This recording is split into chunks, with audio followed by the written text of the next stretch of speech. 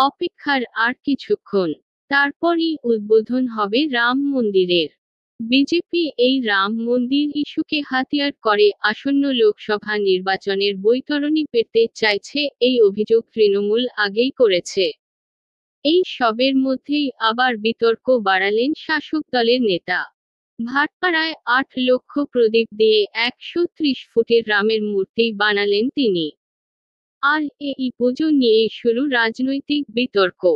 উত্তর ২৪ পরগনার জেলা পরিবহন দফতরের ভাইস চেয়ারম্যান তথা তৃণমূল নেতা প্রিয়াঙ্গু পাণ্ডে এবং তার স্ত্রী ভাটপাড়া পুরসভা ৯ নং ওয়ার্ডের কাউন্সিলর জ্যোতি পাণ্ডের উদ্যোগে তৈরি হচ্ছে ১৩০ ফুট দৈর্ঘ্যের রাম মূর্তি। প্রায় ৯ লক্ষ মাটির প্রদীপ দিয়ে তৈরি হয়েছে সেটি।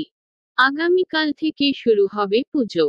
একদিকে যখন মুখ্যমন্ত্রী মমতা বন্দ্যোপাধ্যায় আগামীকাল সংহতি যাত্রা করবেন বলে ঘোষণা করেছেন, সেই সময় ভাটপাড়ায় জেলা তৃণমূল কংগ্রেসের নেতা এবং তার স্ত্রীর এই রামপুজোয় কার্যত জলঘোলা তৈরি হয়েছে। এই যদিও বিজেপি রাজনীতি শুরু করেছে, তাদের দাবি এইভাবেই তৃণমূলের ভাঙনের শুরু হবে।